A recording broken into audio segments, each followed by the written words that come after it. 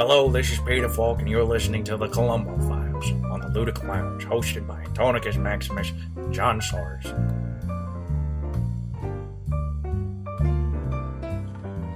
Hello, and welcome to the Columbo Files, brought to you by the Ludic Lounge. I am your host, John Soares, and joining me, as always, is my ever-present partner, Antonicus Maximus, Anthony to his friends. Say hello to the people, Anthony. Hello to the people, Anthony.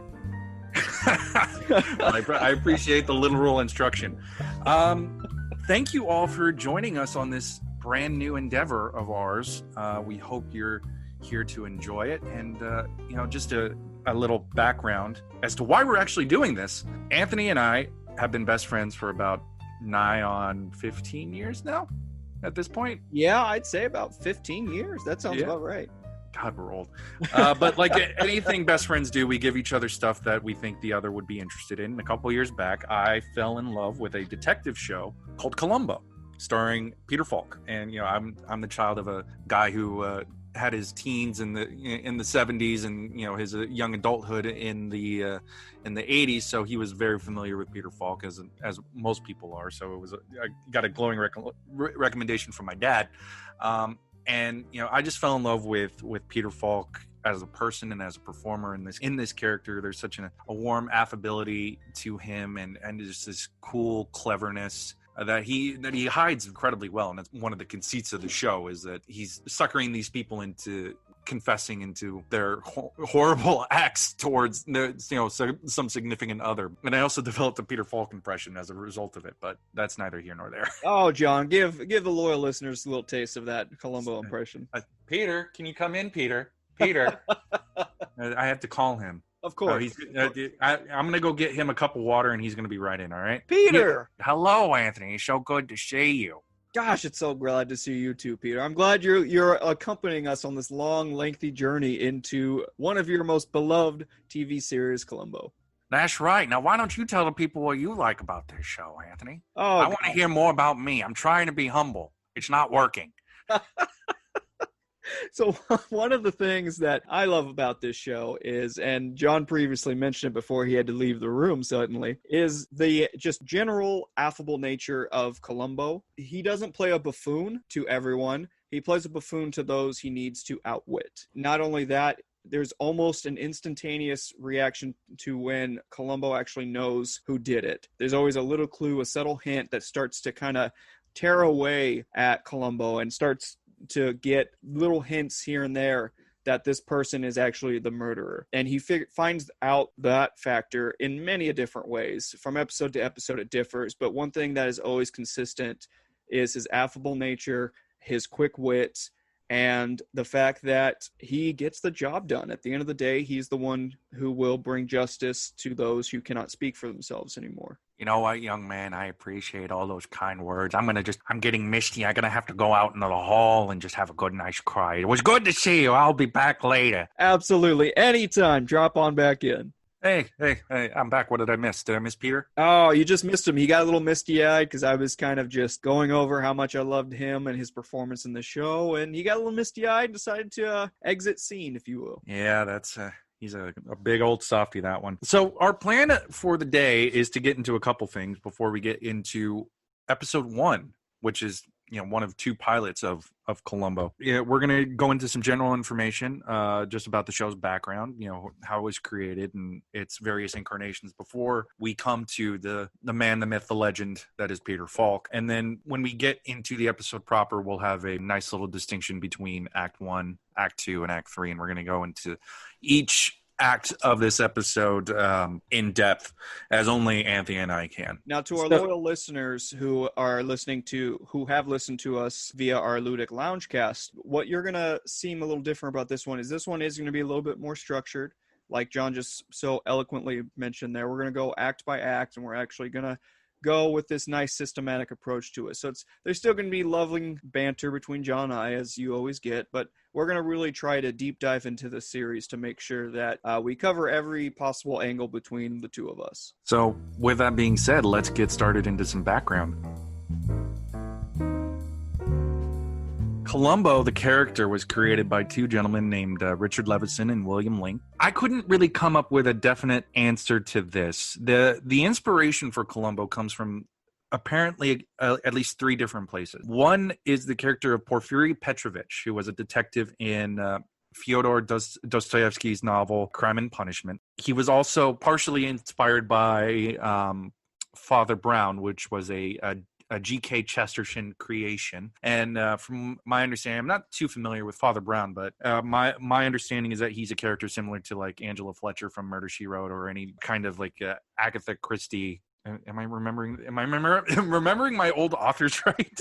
Yeah, I'm pretty sure you got it down. Yeah, you mentioned Murder, She Wrote and such, because you'll see a lot of crossover, especially when we start, as the series progresses, we talk about a lot of the cast and how there's a lot of crossover between a lot of these different TV and such. And that's just how TV of that era just was. You have a dedicated cast of players that make recurring appearances throughout different shows. That's why there's that theory that every TV show is connected somehow, because it's like somebody disappears from one show, shows up in another show. Maybe they're the same person on the run. Who knows? So Porfiry Petrovich and Father Brown are supposedly the two kind of main inspirations. There's also a third one from a French film called Les Diaboliques, a character named Inspector Fichette. And Les Diaboliques is a French suspense horror film about a wife and her husband's mistress who conspire to murder the man that unites the two, and then weird things happen. I've never seen this movie. It's something I'm going to try and put on my docket, but that's one of the supposed inspirations. I haven't found anything coming out of Levinson or Link saying otherwise. I only really have solid information about Petrovich and Father Brown coming from a 2003 Los Angeles Times article titled Dostoevsky, A Touch of Colombo. So the character showed up a couple times before Peter Falk plays him in 1968. Prescription Murder is the first pilot, and its first incarnation was shown in 1960, the Chevy Mystery Show. It was an hour long. It was titled Enough Rope, and there Colombo was played by an actor named Bert Freed. Few of the mannerisms that we come to know Colombo for existed at that time. The only thing that kind of still resembles Colombo at that point, and he was called Lieutenant Colombo in this version of the episode. He still misdirects and distracts in order to get the confession that he's looking for. And I got this from the ColumboFile.com, file with a PH. It's a great resource for us and a great site in general. I believe, Anthony, correct me if I'm wrong, I'm pretty sure we both follow the Columbo File on Twitter. Absolutely. And if you get a chance, you can follow them. I believe they're at Columbo File. It's a great resource. It's a great, the people behind this website do such a wonderful job at making sure that this 1960s, 70s, all the way to the year 2003, that this show still lives on. There's a lot of great research behind it. And not just of episodes that are in depth, but of actual, like John just mentioned, a lot of the behind the scenes stuff, a lot of inspirations for characters, and we can't endorse them enough, honestly. Yeah, in reality, the folks behind the Columbo File are the real experts, and Anthony and I are, to quote one of my personal favorite podcasts, James Bonding, we're lovers, not experts. So we're going to try and give you as complete a picture as we can, but we just really love this thing, and we're just trying to do our best and get more people talking about it and have a nice little community. Absolutely. So like Anthony, I believe Anthony mentioned this before, but if not, Levinson and Link created essentially, or popularized, which might be the more appropriate term, an inverted mystery. With the exception of, I believe, one episode, to my knowledge, all of Columbo's cases are how do you catch them, which are, who the murderer is, you see the crime. The thrill in watching the story is how do they get caught? Where do they slip up? That's honestly why Crime and Punishment by Dostoevsky gets brought in. Absolutely. And for those of you that are still a little unsure about that definition, for some of the folks around our age, maybe a little younger, if you remember the television show Law & Order: Criminal Intent, essentially that show premise is similar to Columbo, where it's in the first act, it starts off, who did the crime, who did the murder. And from there, the detectives from Law & Order Criminal Intent, they go, and it's a whodunit. How do we catch them? Through various means, of course. So think Criminal Intent for those who just are still confused about what we mentioned about the inverted mystery technique. Thank you very much for that, Anthony. I appreciate that. Always happy to lend a hand when it comes to Columbo. Yeah, thank you very much. That's much appreciated. Hey, Peter Falk's back. And then he's gone. So Enough Rope was adapted into a stage play titled Prescription Murder. It was first performed in San Francisco at the Current Theater, which I went to at the beginning of this year, funny enough, before everything got closed down. It's beautiful theater. The rows are a lot smaller than you think, so Yes. they are not Very tall guy tiny. friendly. Yes. Very tiny. I went to a show a few years ago when I lived in that area and saw Madame Butterfly. Beautiful. Mhm. And yeah, the seats were extremely tiny.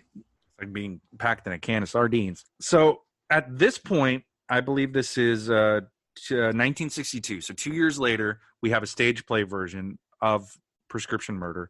An actor named Thomas Mitchell played Colombo. He was 7 years old at the time and unfortunately passed away of cancer during the out-of-town tryouts of the play. So what that means is that the production had moved out of San Francisco and was taking it on the road to see what kind of legs this show had. And then unfortunately, their lead died. His performance, Mitchell's performance of Columbo was very similar to how Peter Falk plays it.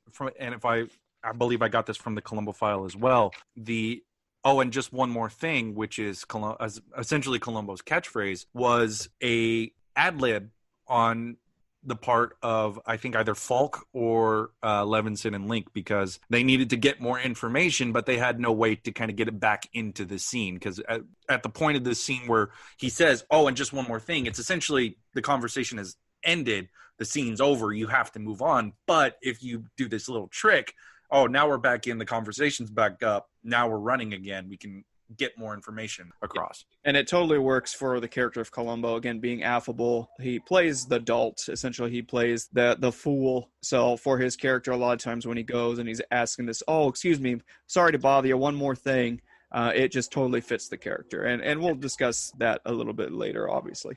It's all meant to be part of a misdirection. Now, in terms of character and plot, the play version of Prescription Murder runs very similar to the TV show version that ultimately came to air with Peter Falk. So when they took the show, or the play rather, to TV, I believe it was NBC that was first in the running for putting this on the air. It was a one-time thing, not going to be, they weren't planning on making a TV show, but ultimately this proved to be so popular that they gave it another pilot. So essentially this pilot episode was just meant for just one of those.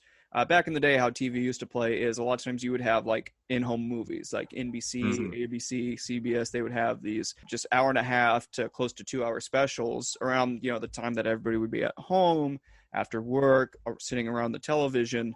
And they would have these little, mystery, science fiction, dramas, mini movies. Yeah, it would depend on the day, I believe. Yeah, exactly. It would depend on the day and things of that nature. And that's essentially Peter Falk is credited saying at some point that, it was just supposed to be a one-time thing, like John just mentioned.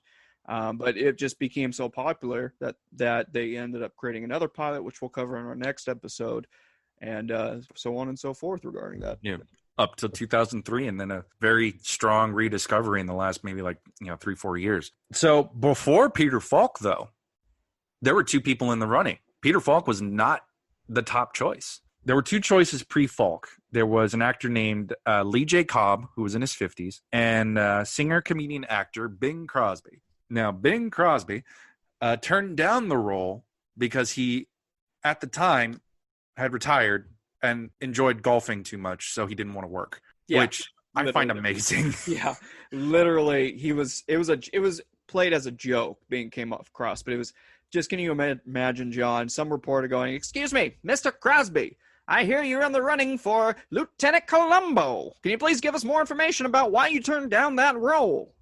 Well, there, Timmy, I'm unfortunately retired, you see, and I like golfing too much. So if you don't mind, I got to get to the back nine. Mr. Bing Crosby, ladies and gentlemen. Bing Crosby, back from the dead, and he just left the room and gave me an orange. Don't know why.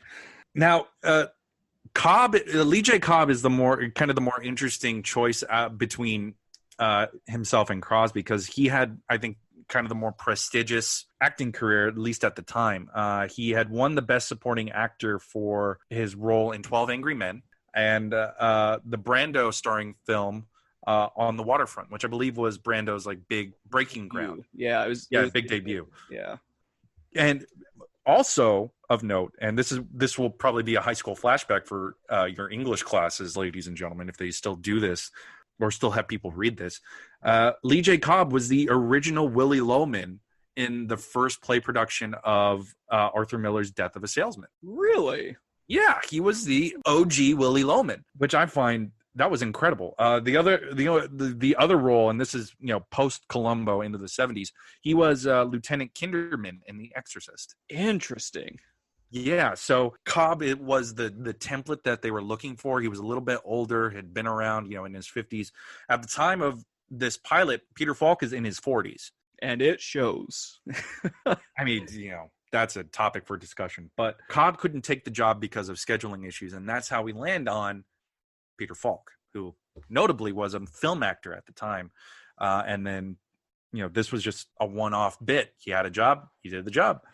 But I've exhausted all my general information. Anthony, I think we can get on to Prescription Murder as of 1968, the Peter Falk version. Absolutely. But a few things. One more thing. And just one more thing. Anthony's got just one more thing. Just a couple nice little tidbits. So the show Columbo generally ran for 35 years and had a total of approximately 69 nice episodes between 1968's Prescription Murder and, of course, the last episode of 2003's Colombo Likes the Nightlife. And some fun facts essentially about the character Colombo. Before joining the police force, Colombo was in the United States Army and served in the Korean War.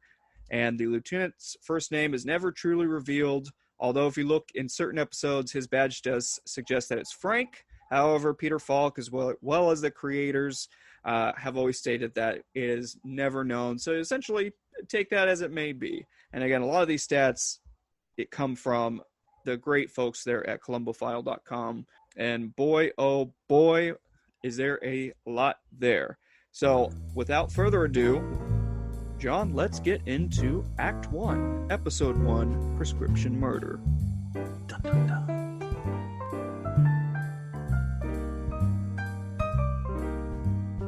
All right. The year is 1968. Our star is Peter Falk, who doesn't come into the episode until about maybe 30 minutes. That's typically, for those uninitiated in Colombo, that's how it works. We are with the murderer and the victim for primarily the first part of the episode. And then Colombo will make his appearance post-murder. Anthony, do you want to talk about our cast of characters, namely our murderer and his accomplice and our victim? Absolutely. So essentially the premise behind what this cast of characters is going to go on with is Lieutenant Colombo attempts to lay a clever trap for a suspicious psychiatrist who may have murdered his wife for this first episode of this popular series. And that comes courtesy of the DVD description of the first episode of Colombo, believe it or not. Yeah. And our killer this week is Dr. Ray Fleming, played by the great Gene Barry. Now, Gene Barry, at this point in time, was very well known, I would say. Absolutely. He was known for his role in 1953's War of the Worlds as Dr. Clay Forrester. And fun fact, he was also in the mid-2000s remake, starring as a grandfather in there. So that's kind of a nice little homage to him being in the original one. It was because Gene Barry plays the lead in War of the Worlds. Yes. And in Spielberg's remake, and Spielberg will come up again in this show, he casts Barry and his female co-star as a pair of grandparents. Yeah. So it's just like a nice little bit of synchronicity. Absolutely. And again, not only was he starring in the War of the Worlds, from this point on and into the future, he was star in, again, from what John previously mentioned about a lot of the stars of this era on TV, he would star in such, episodes of Love Boat, Fantasy Island, and even Charlie's Angels. So he was a well-to-do man in the TV realm. Yeah, but especially so. He pre-Columbo, at least this episode, he had done a couple seasons of a show called Bat Masterson, which was a Western that was based off of the life of the titular character, Bat Masterson, who was a real-life U.S. Marshal. Following that, he did about 3 years of a show called Burke's Law, where he played a millionaire homicide investigator who went around solving crimes while being chauffeured in his Rolls Royce. That was a TV show in 1963, folks. Absolutely. Gosh, I would love to be chauffeured around a Rolls Royce and solve murders. That sounds like so much fun. You know what was funny to me when I came across that during my pre-show research? That almost sounds like a description of the Green Hornet. Yeah, I was about to mention that. It sounds a lot suspiciously like the Green Hornet. like almost like scarily similar. Like, does somebody have to sue somebody? But I don't know if he has like a sidekick who does all the fighting for him, but who knows if there's even fighting. Moving on from our killer, we go to his victim, who is Mrs. Carroll Fleming, Dr. Fleming's wife, who is played by a woman named Nina Falk. Nina Falk's claim to fame was, she had roles in The Ten Commandments starring Charlton Heston. Good old Chuck Heston. Heston. And she was also in Spartacus as well as An American in Paris. Yes, playing I believe the female leads in both of those. In both, I believe. I haven't seen the movie Spartacus in many a year. Yeah. I am Spartacus. No, I am Spartacus. Spartacus. No, I, Charlton Heston, am Spartacus. Chuck Heston, everyone. Chuck Heston. He just ran out the door, went to get coffee with Peter Falk. Now, there's one more player that I'd like to talk about because she's important to the bulk of the episode, is actress Joan Hudson, who is the mistress of Dr. Fleming. She's played by a woman named Catherine Justice, who doesn't have the same kind of resume as Barry or Falk did. She was in various TV shows. I believe she's still alive. She did a whole mess of TV. Just a whole mess of TV. The only movie of note that I have written down is she was in Five Card Stud with Robert Mitchum and Dean Martin, I think, possibly. I mean, Dean got around a lot. He did a lot of westerns back in the 50s, 60s era. So, and before we get on to the episode proper, I'd just like to bring up the director of this fine pilot, a man by the name of Richard Irving, who was known primarily for good TV work, and he does some pretty solid directing in this episode. He's known for some episodes of The $6 Million Man. And that's how you go fast in the 60s or 70s.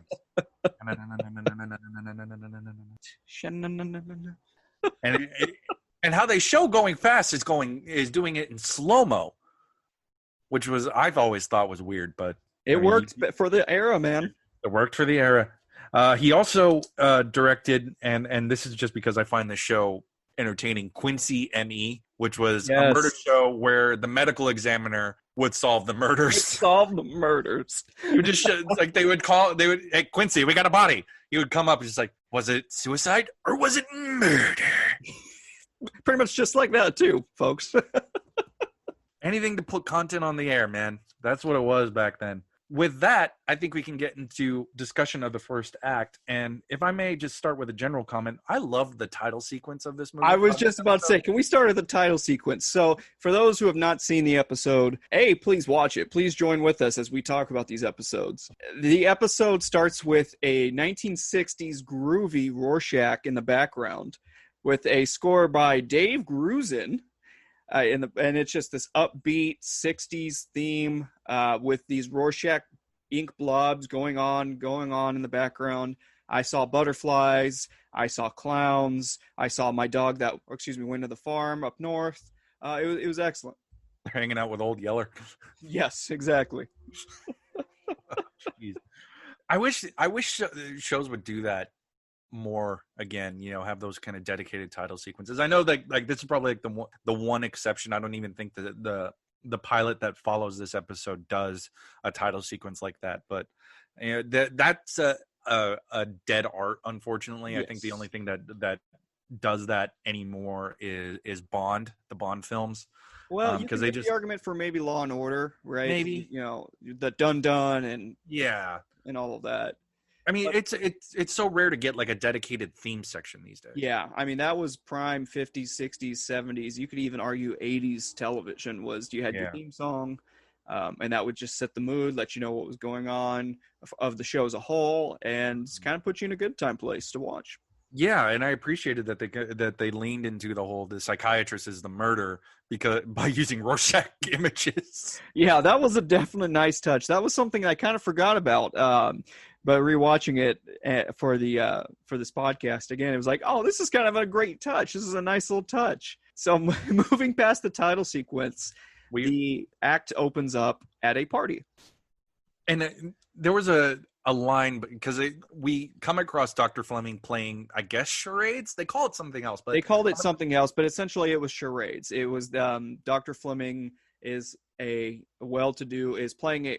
Well, let's describe him. He is a well-to-do psychiatrist who is up and up in the world. He's wearing a very smart tuxedo with lapels and everything. And the party that we've come across is the 10th anniversary of his marriage to his wife, Carroll Fleming, who, from what I was able to gather in the episode based off of the dialogue, she was very well-to-do. She comes from money, and Fleming doesn't really come from that. He doesn't have the same kind of status as her. He's a very, very intelligent man, but I also think that he uses his intelligence as a hammer. He's just like, I'm going to remind you that I am smart. And that just kind of feeds in. You can just tell from the get-go of this party and the charades that he's doing that Barry is essentially playing the role of someone who is extremely narcissistic. So think of any medical doctor and how like they always, not always, but a lot of them portray this, I am 10 times as smart as you, and you know it and I know it. Yeah, and you see that because who he's trying to get people to guess. He's trying to get them to guess a co-author to a Freud psychology paper who no one outside of the industry that he is in would know. Absolutely. And with that, this is where we are introduced not only to the wife, to Mrs. Fleming, but we're also introduced to a assistant DA who is a friend of both Flemings by the name of Bert Gordon, who is played by actor William Windham.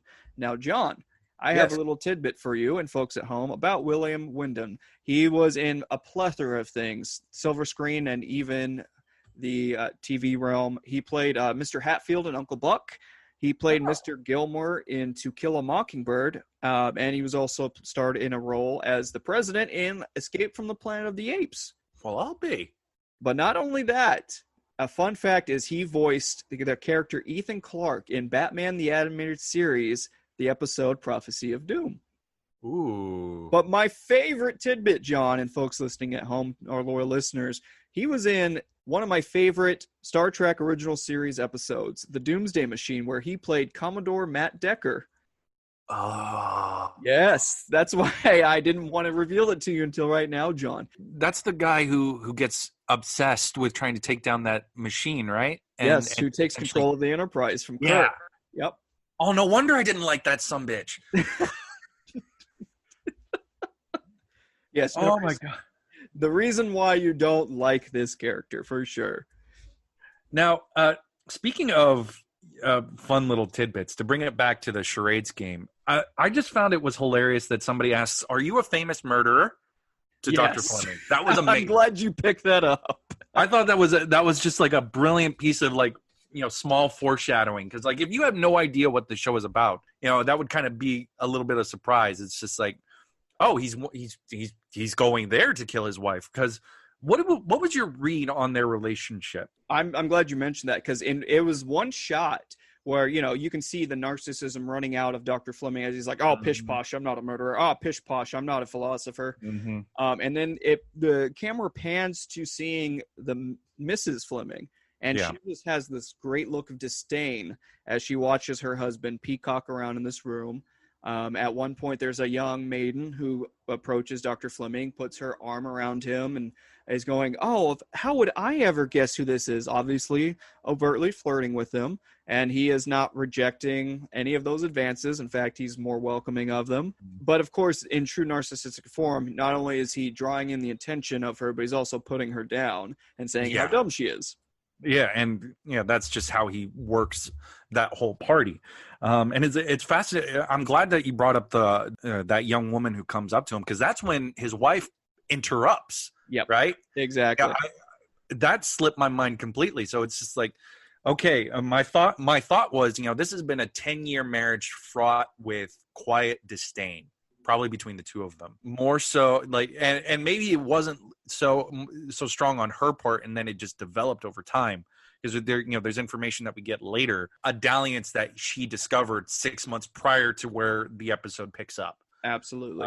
And one other thing that I'd like to mention about their relationship is you saw her quiet disdain over this, but to everyone around the party, they put on this masquerade of, no, we're in a loving marriage.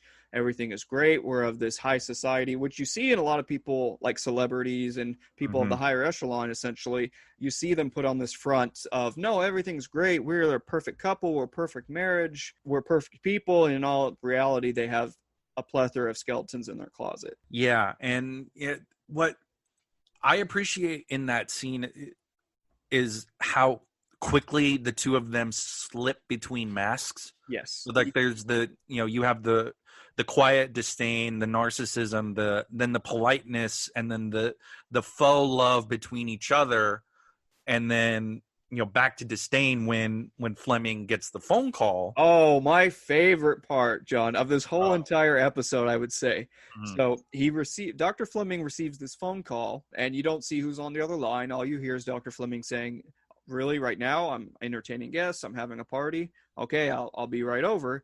To which he calls his wife over, Mrs. Fleming, and she comes over, and the masks slip into their personal life masks. So they're bickering about it. Where Dr. Fleming, in my favorite part, reveals to his wife that, oh, I have to leave now. I have a patient who's having anxiety.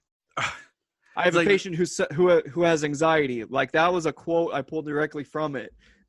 And so he has to rush over because someone's having anxiety, which, again, my background is a little bit there in the psych field. So just saying, oh, yeah, someone has anxiety, I have to rush over right away.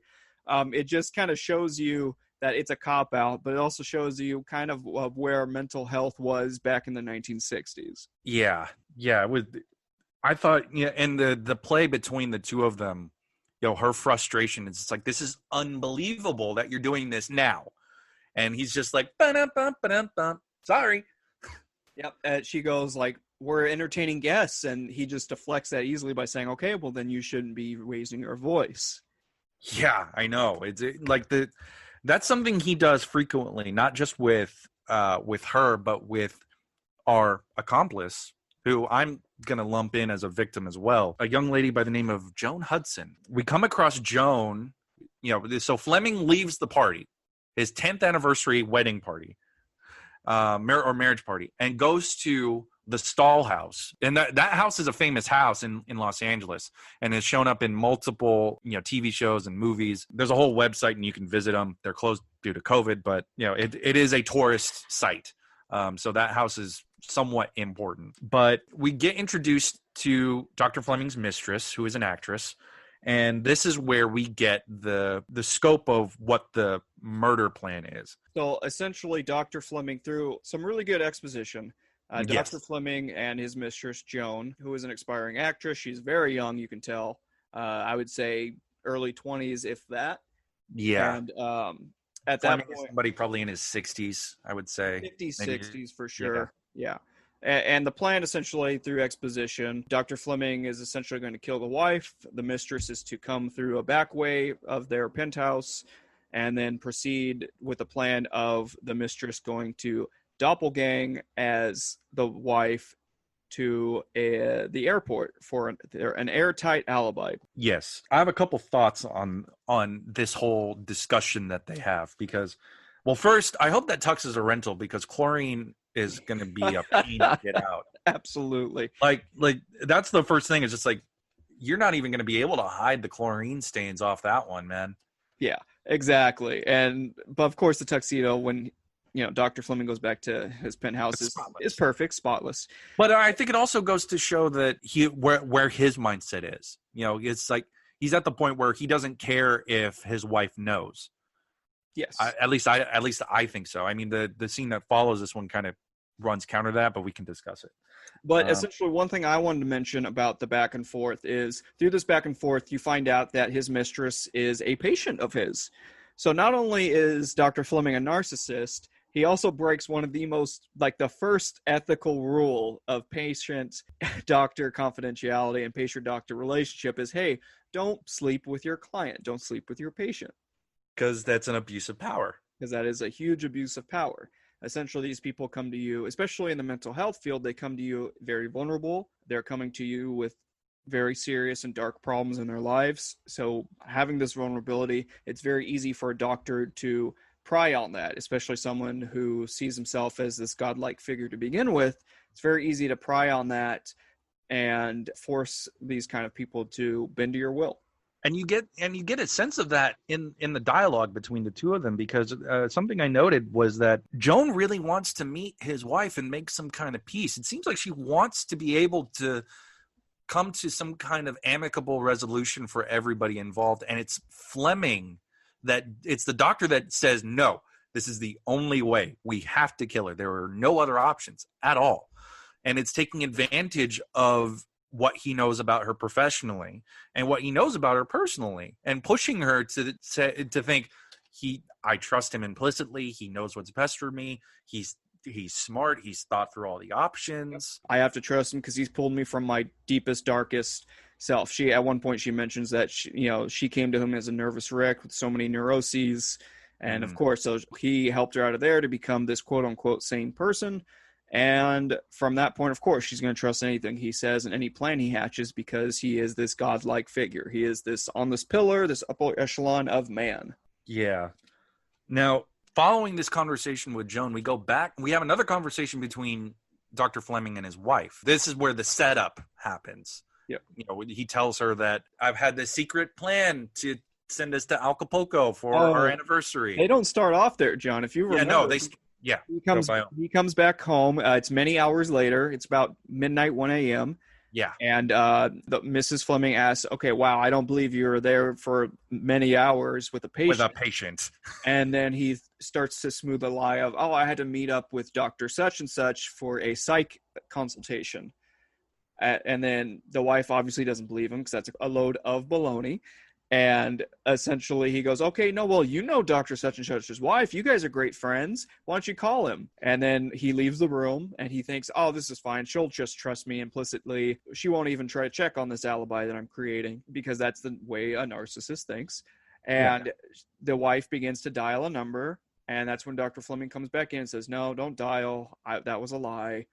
And then comes up with this extravagant lie of, well, honey, what really I was doing is I was setting up this great trip for us to take our second honeymoon to Acapulco. And she has such a switch in demeanor with him, and she becomes all lovey-dovey and all happy. And before that, she starts to mention an infidelity that she found out about approximately 6 months before that Dr. Fleming, and she gave him the ultimatum of, hey, you either get rid of the side piece that you have and actually become a husband to me, or I leave you, I take all of my money, and I leave you penniless. And not only penniless, but I rub a stain on of your good name of a doctor, so you'll never get a patient ever again. Which is ultimately the main reason he wants to kill her, is that he won't have to deal with divorce laws in California. Yeah, and he'll keep all the money, granted, if there's a life insurance policy. Now, do you think that they always slept in two beds, or was that just something that happened within that last year of their marriage? A funny thing about that is that probably happened with the last year of the marriage with infidelity and all, but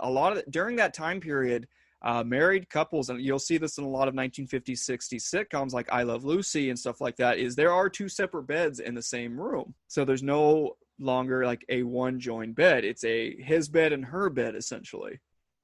So I guess that was just a cultural thing.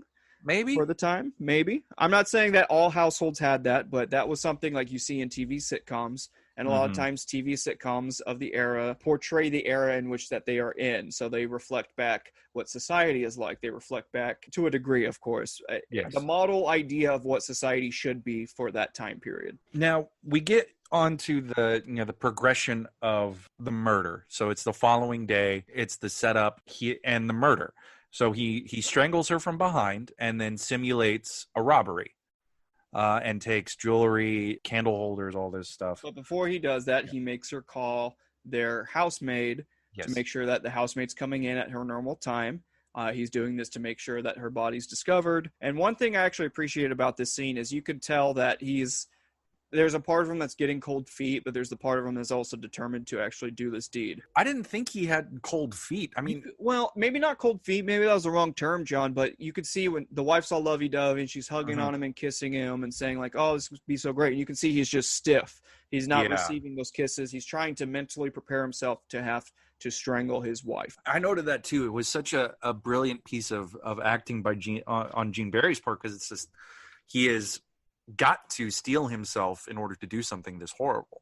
I mean, there's no way around it. No way around it. Well, and maybe you can attribute it to, like maybe a year or so of a bad relationship, but the fact that she just doesn't notice that he's being so kind of stiff is a little crazy. But I mean, you don't assume that somebody you commit yourself to like that would be willing to do that. You never think someone that close to you, even if it's if you've had multiple instances of fights, arguments, etc., you never assume that the person closest to you is going to murder you, is going to strangle you. Yeah. Is plotting your death, essentially.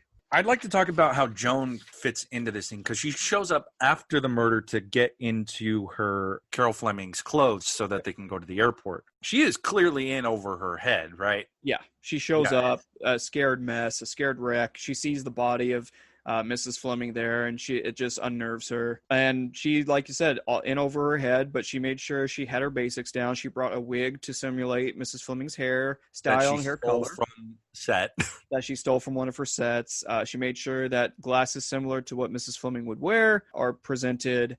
And the final act is just getting her in a blue wool dress with breast buttons that their wife would always wear with a certain pair of gloves to emulate the full picture of what Mrs. Fleming would look like. Now, who wears wool to Mexico? Yeah, that's a good question. The only thing I could hearken it to was that it's a midnight flight or something like that, or 10 o'clock at night flight, very late night flight. So again, if they live in LA, it could be cold during that whatever season that they're in there.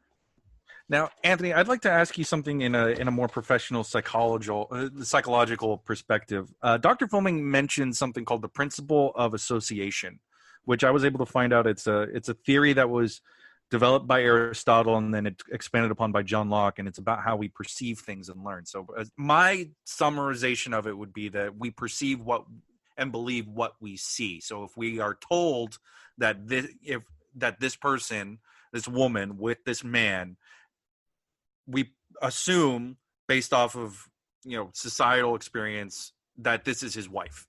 Yeah, so essentially, I mean, I'm not gonna lie, this is one of those theories that you barely learn because it's not really present in what you do. It seemed like it. Yeah, but essentially, yeah, it's what you mentioned, John, and it's the theory that, especially if it's a person higher up in society, well groomed, well dressed, and they present fact A or B, there's like a 90% probability that person will just go along with said thing because, why would I ever go against this higher, well-groomed, great-looking person in society, this doctor, rather? Why would I assume anything other than what they're saying?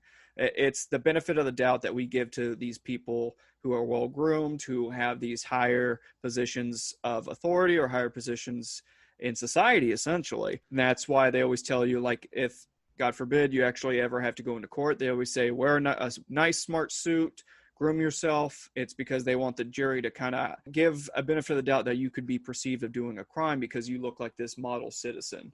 Right. And I think all of this would be undermined by modern airport security. Yes, and that's one thing I want to touch on. My goodness gracious, they go to the check-in, they're overweight, but no big deal. Just put it on my credit card, and all of a sudden they just walk straight to the gate. No TSA, anything like that. They just walk straight to the gate, no security whatsoever. So it's crazy to think, because if you sit down and think about it, while we're in the year 2020 of recording this as we speak, 1968 is a little far away, but it's not that far away. It's not that far away to kind of say, oh my gosh, this is totally out of the picture. It's just crazy that given a lot of societal things that happened, that we're at a point now where you can never just walk straight to a gate and you have to go through so much added security. Yeah. And that you could impersonate somebody that successfully. Yeah. I mean, you buy the argument that they have, and I get the feeling Joan put a little bit of real spice into that when they were simulating the whole, this is Carroll leaving because of an argument, not Joan as Carroll. Yeah. So I think, part of it is that she is very frustrated with what he is making her do, but she just doesn't have a proper outlet to express it. Yeah. So they get through the gate, they sit on the plane, and then the plan from there, if you will, is they're going to simulate an argument, and they start to, ask, okay, well, what should I say here? And Dr. Fleming goes, hey, you're an actress, just improvise whatever it needs to be. And that's when they start to go this overdramatic big blowout to where the hostess or one of the stewardesses see that there's this argument, and Joan as Carroll, as Mrs. Fleming, does this over and about, oh, well, you have fun in Acapulco by yourself. I don't even want to go, and just storms out of the plane. Which I'm still surprised. This is like nobody asks him, well, are you going to go after her? Yeah. But, I mean, then we wouldn't have no episode. Then we wouldn't have any episode. But yeah, essentially, so Dr. Fleming from the perception of the stewardess, lets his wife go and is stubborn enough to be like, no, I'll go by myself then. Which is very weird and is very odd, and that's one of the things Colombo picks up on further in the episode when we're introduced to him. But yeah, so Carroll... We'll get into that in Act 2. And then from the plane, Joan goes back to the Flemings' house to drop off the dress in the laundry bag that they've left outside, because that's part of Dr. Fleming's plan, is that he's making it seem like they had this argument. She went back home. She went about her normal routine, and then a burglary happens and she's killed by a burglar. And that will explain why certain things aren't there, and why some of her jewelry is now swimming with Jack from Titanic. Yes, essentially. And what John means by that is Dr. Fleming goes to Acapulco, goes to Mexico, has a grand old time, goes on a fishing trip, and then disposes of the luggage that had not the suitcase itself, but the contents of the luggage, which was the valuables that he took from his own place to simulate a burglary. Which will come back into play later during the investigation in Act 2. Oh, I have a great point about that, how Colombo uses that. So I think with that, we are ready to meet one Lieutenant Colombo. That's right, Act 2. Here we go. So I love his entrance. Yep. So to recreate the scene in your mind's eye, for those of you who haven't watched it, and again, you should watch it. Absolutely. It's a great show. It's available on Peacock for streaming if you don't have the box set, because Anthony and I have the box set, and it's highly recommended. But Dr. Fleming comes back from his trip to Acapulco and just opens the door, walks in like there's nothing wrong, is not expecting anybody, and then from the bedroom walks in the lieutenant. And he's very different from what we will normally see him as. He still has the rumpled suit, but he's got a better haircut. So not even a rumpled suit, to be quite honest with you. So a lot of times, if you're not familiar with the show, but you think Peter Falk in your mind, you think Columbo, like you just know the character, you'll see him with a fuzzy head of hair, rumpled suit, like John mentioned, rumpled trench coat, and a cigar in his mouth. Now, this is an entirely different Columbo that you see. It's still Peter Falk, but it's a very young Peter Falk in his late 30s, early 40s. He has well-groomed hair. It is like slick to the T. He is wearing a very smart suit with some very smart shoes that I noticed as well. John, I don't know if really, I didn't pay attention to the shoes. I know that Columbo's outfit comes from Peter Falk's own closet. So the clothes that you see him wear are Peter Falk's. The trench coat, the suit.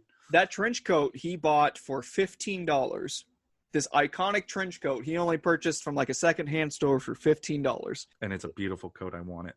Absolutely. So Columbo enters looking mightily fancy, and he's just kind of staring at the doctor and he immediately, you can see through Peter Falk's great nonverbal acting, you can see that Colombo knows that something's awry. This person didn't call out to his wife. He just walked in, saw, this taped off outline of a dead body. You assume a dead body. And he's just standing there. And that's when Colombo kind of sneaks up on him. And Dr. Fleming goes, well, who are you? Kind of his uppity way. And that's when Lieutenant introduced himself as Lieutenant Colombo, LAPD. And essentially, Dr. Fleming and Colombo have a little bit of back and forth. And Dr. Fleming assumes that she's dead, but Colombo said, oh, no, sir, she's in the hospital. She appears to be what's in a coma. She's not dead at all. And then we get the call. They get a call from Dr. Fleming gets a call from Joan because Joan's trying to essentially follow back up and say, hey, how are you? And then Dr. Fleming looks at Colombo, kind of sweats a little bit and says, oh, plays it off. That's a secretary calling. And this is you're picking up on something that I'm going to harp a little on later is his demeanor. He's very controlled, but he's also very irritated that she went against his instruction because he told her, I'm going to call you in a week. Do not contact me before then. And then she contacts him in less time than he expected. He plays it off well.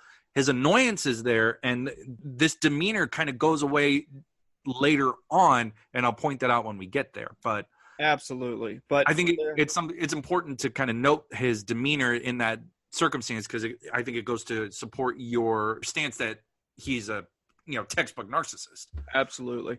And once at the hospital, Dr. Fleming's throwing on this act with the head nurse there saying, oh, I want to see my wife. I want to see my wife. Call Dr. Such and Such, the head of the chief of the hospital. I want to see my wife. And this is where we're introduced into one beautiful line as Colombo's starting to ask questions of Dr. Fleming, like, hey, how are you? Yes, we know you're in Acapulco. Yep, the stewardess said that you and the wife had a fight.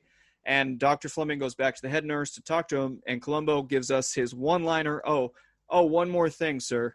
Just one more thing, Dr. Fleming, just one more thing. Yep, and that's when we are introduced to this beautiful line that will continue on throughout the entire series and is one of the key lines that we know and love of Peter Falk as Colombo. Now, we also get introduced to this district attorney. Reintroduced, because he was introduced to the party, yes. But he comes back into the scene. Because he hears about what happened. Yeah, and he's friends with the wife, so he's concerned. So he goes back and starts to console Dr. Fleming. But as Dr. Fleming's talking to the head nurse, Gordon, I'll just refer to him as Gordon, goes back at Colombo, and that's when he starts throwing his weight around, introducing himself like, oh, Lieutenant, well, I work in the district attorney's office. I know such and such. And speaking from my experience, I have a Juris Doctorate. I went to law school. I'm a law school graduate. I'm not a practicing attorney, but I know that there's a district attorney who heads the office, and then there are assistant district attorneys underneath that one. This guy is likely an ADA. He has some authority, but he's not as big up the ladder as he probably thinks he is. But that goes back to like those higher ups in society like to play up who they are. Right. Exactly. So maybe he's a minor peon in the office. Maybe he only oversees like white collar crimes or something of that nature. But to the public, to society, he has to let them all know that, no, I am this great district attorney. I work in this great office. I appreciate that you mentioned white collar crime because I wanted to draw attention to something about the show in general is that a lot of the crimes that we see are of a white collar nature where they deal with the higher muckety mucks of society. So your doctors, your lawyers, your artists. And I appreciate that because it's just like, it shows that these people aren't as high and mighty as they are implying that they are. It shows that everybody can get got at some point. If you commit a crime, they will catch you. You will make sure you have to pay for whatever crimes you commit. Speaking of paying, this is the part where I started asking, when does Colombo start suspecting Fleming as the murderer? Because I think that my first instance of it is in this scene, towards the end of the scene in the hospital, before they go up to see her. It's like it's when he's talking with Gordon, and he starts to pick apart the alibi to Gordon's like, oh, that's kind of odd that he just didn't even call for his wife. Me, for example, when I come home from a trip, I walk in, I say, hey, are you home, Mrs. Colombo? Hey, how are you? But no, he didn't do that. He just walked in nonchalantly. And that's when Gordon starts throwing his weight around, saying, saying, like, oh, this is a great member of society. What are you trying to imply? You need to make sure that you're on top of this case, Colombo, blah, blah, blah, blah. I'm a big shot. Yeah. And then from that conversation, we go, Fleming gets permission to go up and see his wife because the police have a man on the door. We find out that she awoke and that the doctor's with her. They can't go in. The doctor comes out. Colombo's accompanying them because Colombo had to go because there's a patrolman at the door.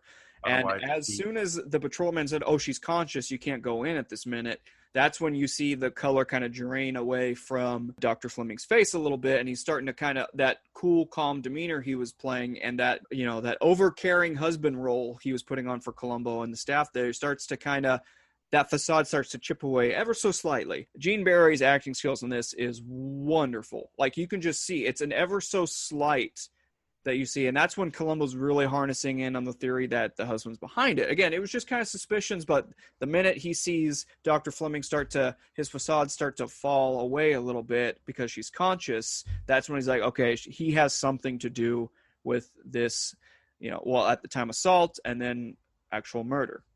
Because we find out that she dies from the doctor that was with her, and that her dying words were her husband's name.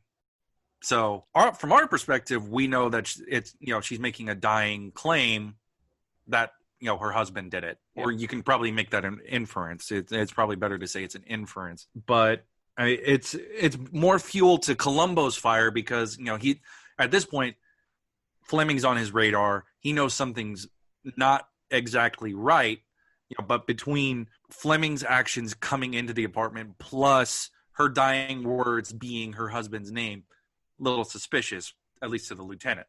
Yeah, and from this point, this is where Columbo starts like a surgeon. Yeah, he starts like a surgeon. He starts really finessing his way, picking apart the alibi, picking apart the doctor, and little things start to come up, and he starts to ask him. For example, there's the luggage weight is 9 pounds lighter. That's kind of odd. That you're 9 pounds over, and then you come back, it's 9 pounds lighter. And he says it was magazines. And he says it was a whole bunch of magazines. And have you seen 9 pounds of magazines, Anthony? Because I haven't. He has a lot of medical journals to read. And again, little by little. And the whole conversation behind the medical journals and the 9 pounds, it's not just that. It's, where's the dress and gloves of the missus? But the one thing I really wanted to harness in on is the luggage aspect of it, because that comes back where Columbo asks the doctor, well, did you read on this boat trip that you took? And the doctor essentially says, well, why is that any importance? How is this going to help catch my wife? And then Columbo goes into this anecdote, which again calls so much to his character, and you'll see repeated throughout this entire series. He goes, oh, sometimes it's funny how people go on fishing trips and they go on this resorts. For me, I don't like fishing around here because a lot of things get thrown in the ocean. A lot of things find their way to be on the bottom that you wouldn't think are on the bottom of this ocean. And that's when the doctor starts to really perceive that Columbo is honing in on him as the main suspect.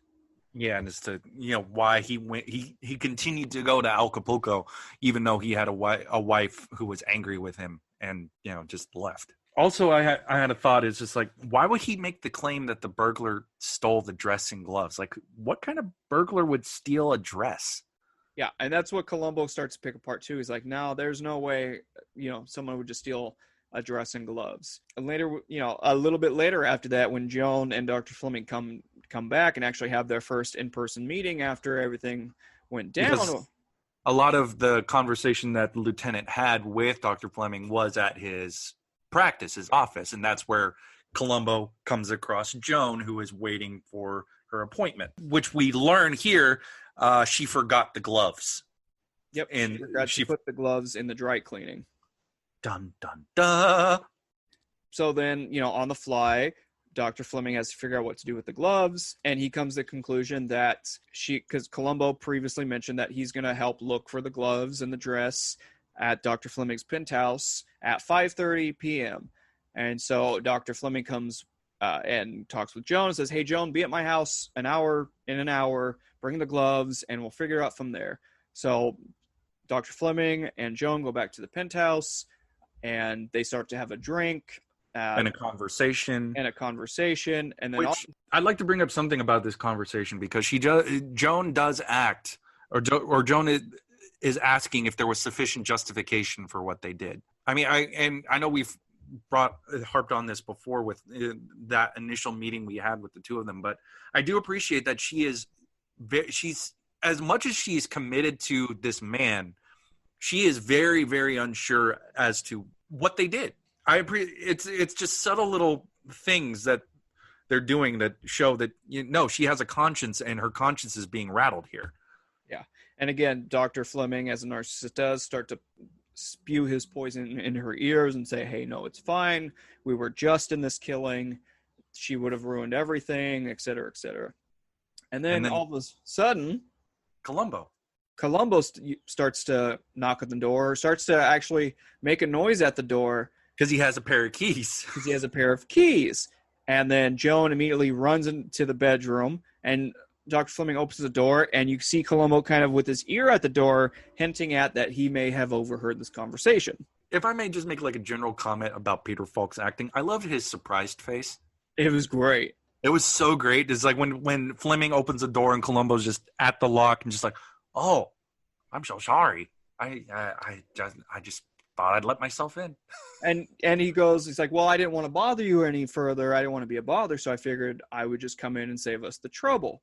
And he's like, well, doctor, what are you doing here so early? It's not 5:30. And the doctor, starts to huff and puff, and then eventually says, no, I tried to make life easier too. I figured I would come in here and start searching. And this is where I found her pair of gloves. They were over here in the nightstand. I have saved us all this trouble, Colombo. Here are the gloves.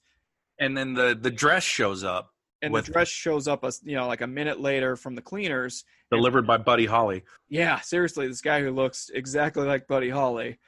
And essentially Colombo goes, well, that's weird because all my men and myself, we searched every inch of that dresser and they weren't there before. It's a funny thing, isn't it? Yeah, and that's when Colombo's insistent on going in and check the bedroom, and because he knows Joan's in there, but this discovery of the dress coming to the door startled him and saying, okay, well, I guess we have everything here, and then Colombo exits scene, and leaving Dr. Fleming to think, oh, I have this guy stooped. He doesn't know what he's doing. He doesn't know what he's talking about. I have him. And then we get to a supposed confession, because we get word that somebody has confessed to the murder. And we get word because another thing that we come to find out and love about this series is that Colombo always tells the police office that he's going to be at X house and Y house. So the recipients... Which is due in part because, nobody has a cell phone around in their pocket or pagers at this point. So, but it's always just kind of this funny thing that Colombo always receives a phone call at the said murderer's house. And it's always like, oh, Colombo, it's for you. Which, it leads him to have a very useful tool because, they will call him with more information that he can then put into his tool belt to use. So in this instance, he gets he lets Dr. Fleming know, hey, we have a confession. Somebody confessed to the murder. And we go to an interrogation with Colombo and this, I think his name was Tony. Tony, yep. Tony, yeah. So he's like this young kid who gives a description of what he did, how he killed Carroll. Turns out it's a big Dr. Fleming is in the same interrogation room, which I thought was weird as hell, but I mean it's all part of the shows want to keep him on the same level as Colombo so that Colombo can then mess with him. And so Tony confesses to this murder. He gives a lot of the accounts, and then he Colombo exits. Colombo says, okay, officer, take him away. And then he goes, well, Dr. Fleming, what do you think? And he's kind of got this smirk, and Dr. Fleming knows that something's awry, so he goes, I don't believe a word of what this man said. Yeah, because this is like, honestly, I thought it was an entire ruse by the lieutenant to see what would happen. Which Dr. Fleming brings up. Yeah, I mean, all of the details that Tony mentions are things that anybody could have read in the paper. But I think that part of this was also so that Colombo could get him to slip up. Because I think that if I recall correctly, Fleming puts up a detail that wasn't in the papers, that wasn't found by the police, and that is more fuel to Colombo's fire. Like, oh, wait a minute, I got something here. And again, like you said, and that's when Dr. Fleming's like, or this could have been a plant, and that's when it kind of not necessarily comes to play, but starts to really come into light and outspoken that Colombo is suspecting him of murdering his wife. And that's when they toy back and forth. And the conversation I mentioned earlier about the whole luggage and being on the fishing thing, that's when this conversation happens. And so Columbo is having a conversation within a conversation with Dr. Fleming, which is a huge theme of this show, which I appreciate. It's because Columbo's accusing the murderer without openly saying, yes, you murdered your wife.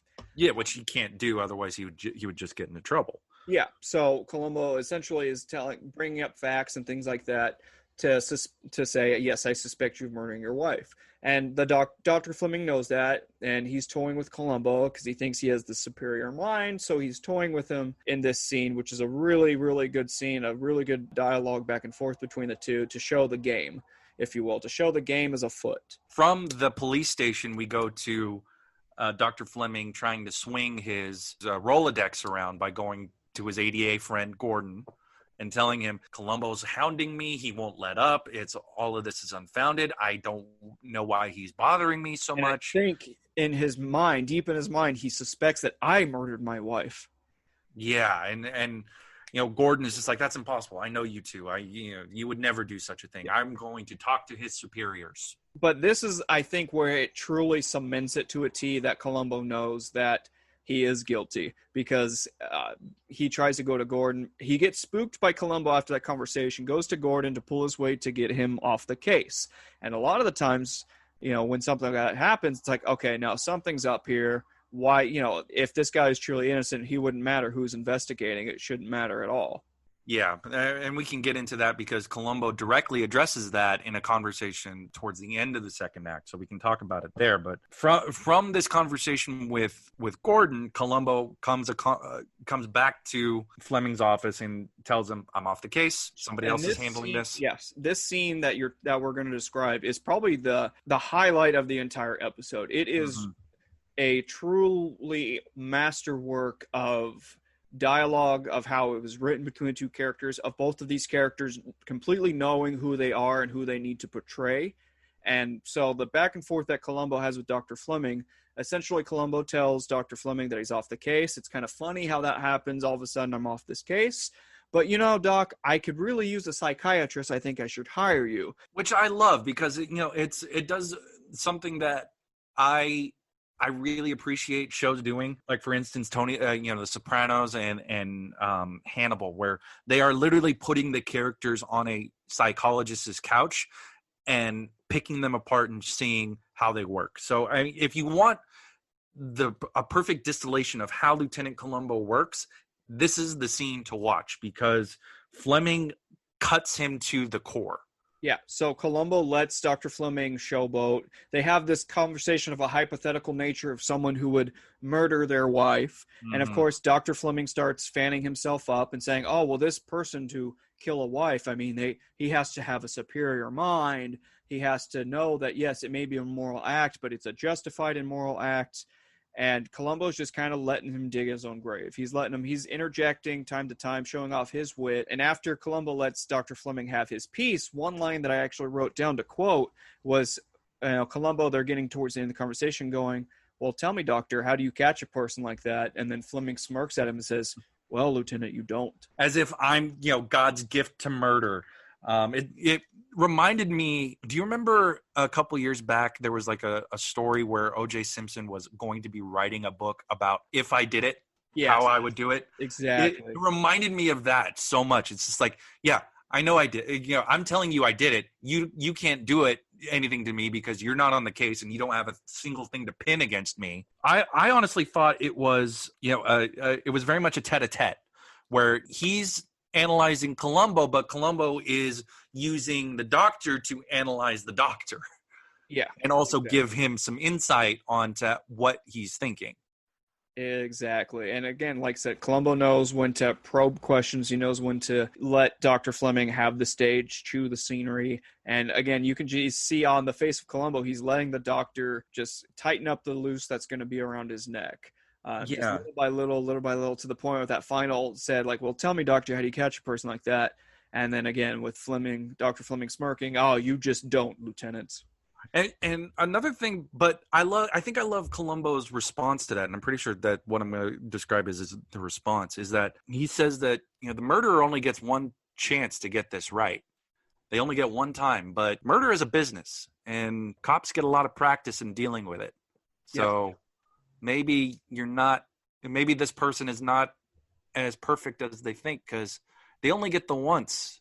Yeah, and we get a couple. He's like, yeah, we solve a couple hundred homicides every so I can't remember the time frame he said, but yep, like that's all we do day in day out. We see murders, we solve crime, we solve murders. We see all types and all different flavors, and this the implication is yours is not any different or any more special. With that, I think we can get into the tail end of the second act, which I've described as Colombo versus Joan. Yes. Because, following the conversation with Dr. Fleming in his office, we come across the lieutenant on a movie lot buying an ice cream, and he comes across Joan. And honestly, this is the one of the highlights of this episode, because I think it shows how much the character evolves between this initial pilot and the version of Colombo that we come to know throughout the rest of the series. There's such a great tension to this scene, because, you have Colombo with this briefcase. The whole time he's talking with Joan on this movie set, he's fumbling for files. He's keeping her off balance, but it's just slow. She's not sure why he's there. And I'd like to note that Colombo's no longer being affable. He has a colder demeanor to him. He's not necessarily fumbling through files. He's purposely putting file down here, putting file down there, and it's a more it's no longer like, oh, excuse me, I need to search for a pen, I need to search for a pencil, whiz. No, it's him being like, okay, no, we're going to have a conversation here. And the entire time Joan is like, what do you mean? I don't know. I need to call my lawyer. And then that's when Colombo snaps. He says, okay, well, tell your lawyer that it's going to be an attempt, accessory to murder. And it's just like the aggressiveness it's great, but it's also weird considering where we know him to end up later on. It gets to the point where they're escalating back and forth, where Colombo starts like yelling at Joan, like really raising his voice, essentially saying, I will hound you every day of your life until you confess to your part of this murder. Which is terrifying. It was honestly super terrifying, and it's not necessarily the Colombo that I was used to, right? It's not the affable Colombo who gets a different approach to get what he needs. No, this was like straight, I will hound you the rest of your life, day in, day out, until you tell me how you did it and how this happened. And every time he's raising his voice, Joan's emotions are getting to her, so she's letting go bits and bits more of information. And that's what I was going to say. And another thing that I love, in addition to that, this whole conversation, he's teeing it up so that she could just slip a little bit more. And she slips a couple times here, where it's just, she gives more information than she should know. It's like, well, he's your doctor. Why would your doctor tell you I'm not on this case? Why would you even know anything about this case? Why would you call him by his first name of Ray and not by Dr. Fleming? Yeah, it's like, what are you doing? Why are you doing this? Tell me why you're doing this. I also love that her body language throughout this whole scene is a great performance, because like she starts off being a little bit more open, and then as he gets up and he starts tightening those screws, you can see her starting to recoil and pull away a lot more. But a testament to her, because she doesn't give everything up right there. Like she stands her ground. She gets obviously more and more frazzled. She gets more and more panicked, but she stands her ground with Colombo to the point where Colombo ends up just leaving. Like at that point, he doesn't charge her nothing. He ends up leaving the scene. And he acknowledges, you were tougher than I thought you would be, but that's not going to last forever. And with that, I agree that last speech, the final words, he puts such tension onto her, and that leads us up to the final act 3. How will Colombo actually catch Dr. Fleming red-handed?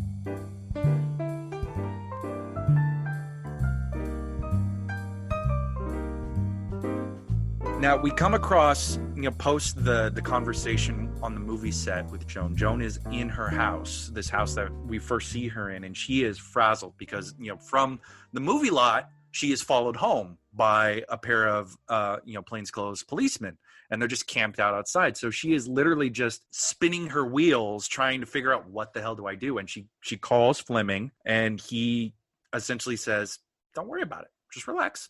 Have a drink, put on some music. They're going to go away eventually. He's off the case. Go have a swim. it'll be fine. You're totally fine. And then it cuts to Colombo calling Dr. Fleming. Yeah, that whole I wanted to talk specifically about this scene in his office, because he comes in. He's supposed to have an appointment with Joan that day. She's late. She doesn't show up. He asks the secretary to call. The secretary calls Joan's house, and a policeman answers. And it turns out that something happened. And I wanted to note that Fleming starts smoking in this scene, and I think it's the first time you see him smoke throughout this whole episode, and it's the one time where he is not in control. Yeah, it's the one time that not everything's going to his preordained plan. And he is, and it's a great bit of acting by Gene Barry, where he is quite frazzled. You can tell that this is not something he is expecting. He doesn't want this to be happening, but we come to learn later on in the conversation that he has with Colombo later. It's less for Joan and more for, Nikes. This just all went up in smoke, didn't it? Yeah. And that's where I want to get to, because that's an interesting conversation itself. So essentially, he gets the call that police are over there. Fleming rushes to Joan's house, and once he's there, Dr. Fleming sees the corpse of this bikini-clad woman from the pool who matches, by all purposes, Joan's description. And that's when Colombo really starts giving it to Dr. Fleming, giving him a guilt trip, saying, you caused this. I know what happened. You did this. And Dr. We both Fleming did this. Yeah, we both did this. We both pushed her too far. And he's saying his part, and Colombo's saying he's guilty for his part that he played in this apparent death and or suicide of Joan. Well, but you loved her. That's the thing. That's what Colombo's trying to get to, is that at the end of the day, Dr. Fleming, you loved this woman, and she's gone. All of that. You murdered your wife, and now the woman you murdered her for is gone. What is you have to confess now. You have to. Your guilt has to be so heavy now. And this is when Dr. Fleming really, because he thinks he's scot-free because his one loose end of Joan is now got tied up. So now he's really showing off his narcissism, and he admits to Colombo that Joan was always expendable. Yep. Exactly. And what he doesn't know is that as soon as he says that, the real Joan comes from around the corner, essentially. And obviously you can tell from her great facial expressions that she heard every single negative word that Dr. Fleming said, his backstabbing ways about how she was expendable. I wrote down, I think the last sentence I think he says to Colombo about, if it came, like, and I'm paraphrasing the beginning part, but the later part is a proper quote. If it got to the point where she was going to talk, something would have been arranged. And by something means another trip to Acapulco. Yes. I forgot about that part, but yes, that was saying that essentially she was expendable to the point that he would murder her if she were to even hint at confessing. Yeah, and that's the gotcha moment. Because at that point, any loyalty Joan has to him, out the window. And she has, we're not privy to the conversation she has with Colombo, but based off of the fact that Dr. Fleming starts smoking again, I think we can infer that he is going to be going to Sing Sing very soon, even though I know that's a prison in New York. Yeah. And again, he has that cigarette of like, yep, I've been caught. And, at this point, it's curtains. Curtains it is, and almost curtains for us, I think. So, Anthony, do you want to bring it down for some final thoughts? Absolutely.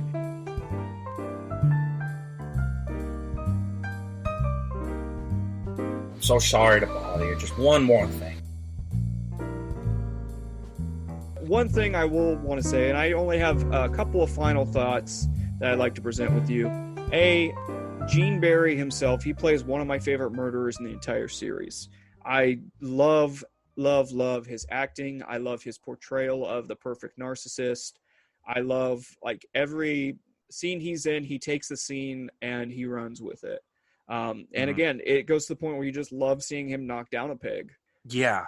One thing that I wanted to, I really appreciated the directing for this episode. One part in particular, there's a a scene where Colombo, posts that hospital where Fleming is walking in this like art exhibit in the park, and Colombo comes across this mirror, and it lines up, I think, with Peter Falk's glass eye. So it's like this cracked mirror, and then it's just like this portrait of Falk, and the center of the crack is on his eye, which I kind of appreciated. But I'm with you. I think, with Gene Barry, you get the template on how the best of Columbo's culprits can be. You get a lot of the nuances of how people tend to work. We ran the gamut when it came to Dr. Fleming. He's a narcissist who thinks he is God's gift to brilliance and now murder. He thinks a note I had to myself is that, it seems like the murder is almost too perfect and his responses are almost too perfect. And that's something that kind of nails him a little bit, is that he thinks that everything is so perfect about him that it's going to warrant getting away with this. And that's one of the things he mentions to Joan before Joan's really introduced to Columbo, in that scene where she runs into the bedroom as Columbo and Dr. Fleming. Joan goes, well, why is he after you? And his response is, because this is almost too perfect, Joan. And it's just like, it's just a wonderful moment of character where it just shows how this person is going to get caught because of how they work in their head. Yeah, his hubris essentially leads to his downfall. Yeah, and that's kind of a recurring feeling throughout these 69 episodes. And it's also, you get a very much different Columbo. Yeah, and that's definitely leading my next point, John. Honestly, that was my second point, is that this Columbo that Falk portrays is a totally different, not totally different, but I would say different to a point of where you see him later on. And what in my own mythos that I create of the show in my mind's eye is that this is the first episode that you see Columbo. Columbo's clean cut. He's new to the thing. So in my head, for the mythos, for the story behind it, is that this is him still trying to find out who Columbo is.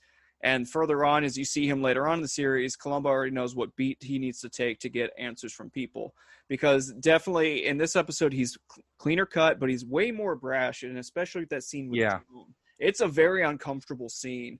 He is like, I've never heard Peter Falk yell until like this episode. This is the only episode I've heard Peter Falk really like yell and scream in almost anything I've ever seen him in. The intensity of that scene, I can't think of another moment throughout the show where that level gets matched. I think there might be, and that's something we can revisit as we go through these. But I think it's a testament to Peter Falk as an actor, to run the gamut between being something of a buffoon to being intense and cold to being warm and dazzling. Because I think there are times, and I don't think you don't get the warm part in this episode, because I think he's very clinical and precise.